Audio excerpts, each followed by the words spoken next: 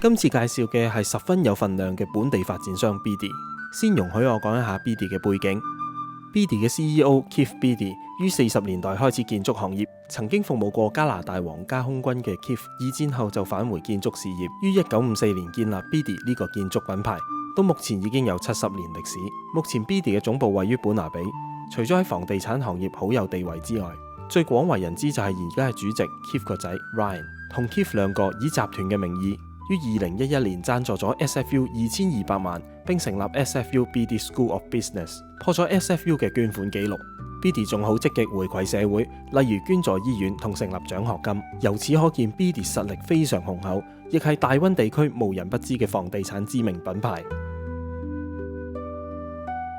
最近 Beedie 亦都成為全城熱話，喺高貴林發展一個大型社區叫 Fraser Mills， 將會有超過14棟嘅優質住宅，目前已經開始銷售第3棟住宅 Chapter。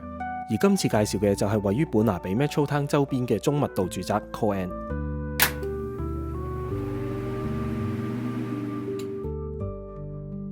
呢個項目取名 Coan， 呢個字嚟自日文 Coan 嘅漢字即係公園。發展嘅理念就係將東方自然氛圍帶入家居。Coan 位於本拿比 Metro Town 周邊嘅社區，而 Coan 一共有4棟大樓，6層高嘅 condo 大樓分別提供111個1房至3房家丁嘅單位，另外3棟就係 Garden Flats 加 Townhomes 嘅 Stack Units， 1房同3房嘅 Stack Units 一共有36個單位。Coan 都頗接近天車 Expo Line 沿線。最近嘅天車站就係 Royal Oak 天車站，步行到天車站大概需要6至7分鐘。中密度住宅嚟講算係一個方便嘅距離，但沿住鐵路就一定會有人問，咁近天車路軌會唔會好嘈呢？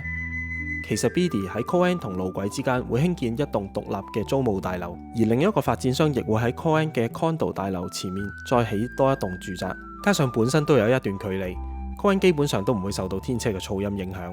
除此之外 Coan 同 Metro Town 只係相隔一個天車站，所以前往購物亦都好方便。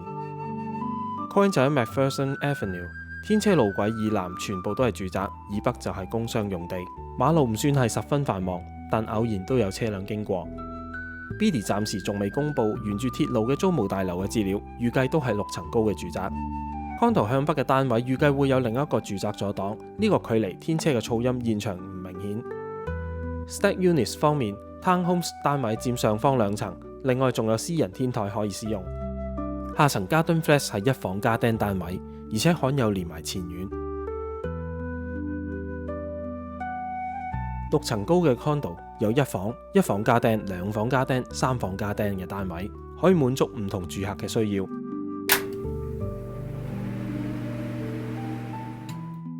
Coan 有2個色調供買家選擇，分別係木紋較淺色嘅 Ray 同埋較深色嘅 Sand。全屋嘅木色主會喺櫥櫃櫃門、櫥櫃 slab feature、浴室嘅櫃桶同埋地板出現。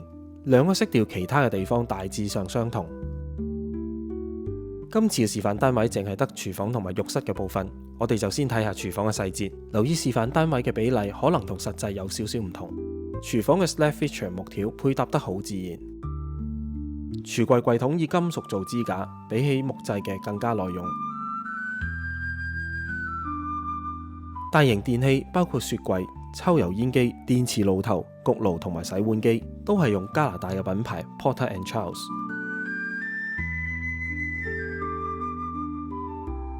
1房單位包括 Garden Flats 都係用24寸嘅型號。2房、3房同 Townhomes 除咗洗碗機就係用 Porter and Charles 嘅30寸型號，洗碗機就一律用 Porter and Charles 24寸型號。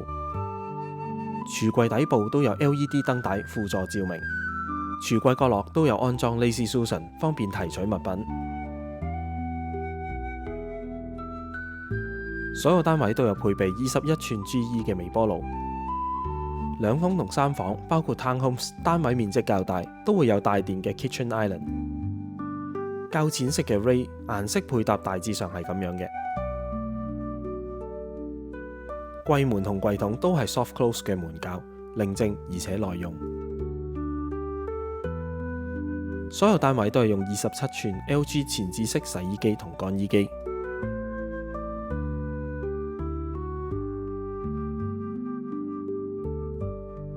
先睇下主浴室嘅設計，用嘅係 Ray 色調，櫃底都有輔助照明。呢個浴室就係用玻璃淋浴間。所有主浴室，不論係淋浴間定係浴缸，都有做 leash， 方便放置個人清潔用品。花灑水龍頭都係用 Grove 呢個知名品牌。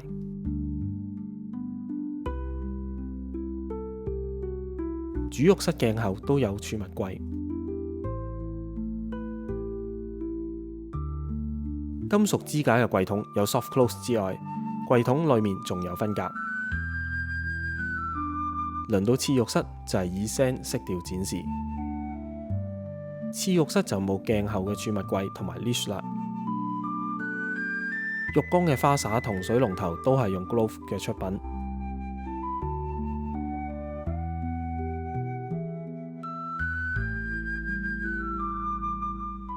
Undermount 嘅星盤配 Grove 嘅水龍頭。雖然第二浴室就冇鏡後嘅儲物櫃，但金屬框架嘅櫃桶儲物空間仍然好充足。今次我仲加咗一個新嘅拍檔，俾大家一啲新鮮感。好啦，今集開始咧，我哋有一個新嘅環節啦。有啲簡單嘅問題，令到大家觀眾可以了解，有一個簡單嘅了解關於呢一個屋苑嘅，係啦。今日咧我就同阿 Gary Ma 一齊，咁佢咧係 Royal Pacific 地產經紀，同我都係一個同事啦。咁我就想問下啦，Gary，咁呢一個 project 佢個位置係喺邊一個位置嘅咧？咁呢個 project 咧就叫做 Call N， 咁啊日文咧其實就係公園咁解，或者花園啦。咁佢嘅位置咧其實就係喺呢個 Burnaby Royal Oak 以東大概一個 block 嘅距離度啦。咁佢亦都附近咧就都好近 SkyTrain Station 嘅，咁就大概就行5至6分鐘一個 block 嘅距離。咁佢亦都唔係真係黐到喺嗰個SkyTrain 嗰條沿線咁近，所以咧佢個聲浪啦SkyTrain 嘅聲浪咧就唔算好大㗎。咁 Brenton 問一問你啦，咁呢個嘅project 啦，咁嗰個戶型咧有幾多種㗎？哦，呢個問題問得幾好啦，因為呢個咧佢其實咧成個 project 可以 cover 到唔同嘅階層啦，由單身一個 single person 至到一個 family 都可以適合喺呢個屋苑入邊係居住購買嘅。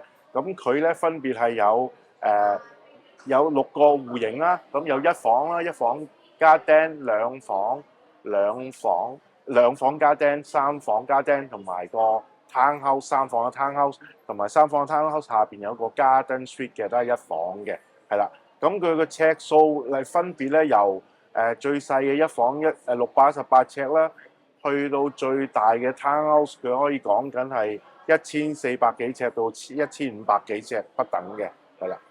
OK， 咁好啦，咁Gary， 咁我同你了解咗嗰個戶型啦，咁就想問下你呢一個 project， 咁佢究竟係用緊木去標定係用水泥標嘅咧？呢個 project 咧就係用木去做一個結構嘅，咁相對嚟講咧嗰個尺價方面咧就可以比較相宜一啲，咁啱大眾化嘅口味。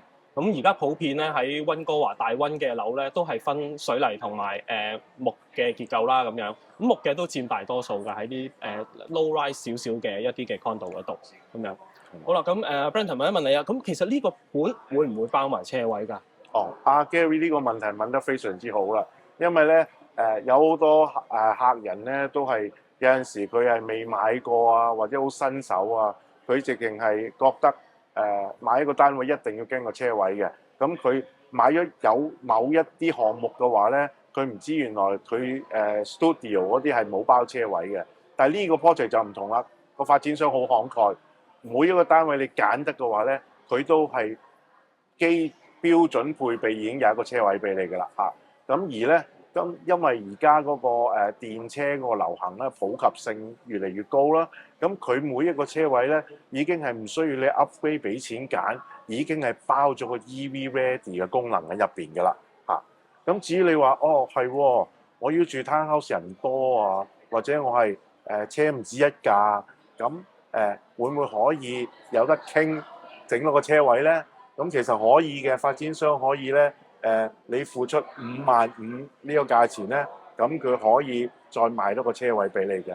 但係當然啦，咁佢都係有限嘅。如果個個要多個車位咧，咁佢可能未必有咁多供應，所以手快有手慢冇啦。如果你想要多個車位嘅話，係啦，好啦，咁啊 Gary，咁因為而家啲天氣就開始越嚟越熱啦，溫哥華，咁呢個 project 有冇冷氣嘅先？呢個 project 咧都好犀利，嚇因為通常啲 low rise 咧就未必會有冷氣。咁而家呢個盤裏面咧，就所有單位咧都係有冷暖氣兼備。咁啊，相對嚟講，冬暖夏涼乜都齊啦。OK， 非常好，係啦，咁啊，係啦，咁我呢個新增嘅環節咧，咁希望就好簡短咁樣將一啲係大家想要知好簡單嘅呢個 section 入邊了解咗呢個 project 咁樣啦。咁希望大家都中意啦嚇。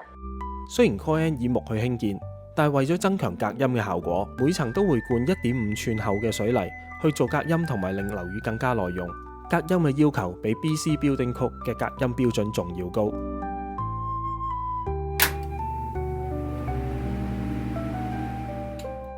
Coen務求住客能夠多接觸自然環境，會所設施主要以戶外為主，室內設施主要有健身室，室外設施包括兒童遊玩設施、室外瑜伽活動區、燒烤設施同埋火爐。會所設施唔算多，因為附近都有好多社區設施。管理費暫時未定，預計每平方尺喺5至6毫之間。Coen 位於呢個地段，仲包埋 UV Ready 嘅車位同埋儲物櫃，訂金亦只需10%，預計2028年落成。今次嘅樓花預售就介紹到呢一度。如果對之前或今次嘅樓花預售或二手市場有任何興趣或疑問，歡迎聯絡我。我係溫哥華嘅地產經紀 Gary。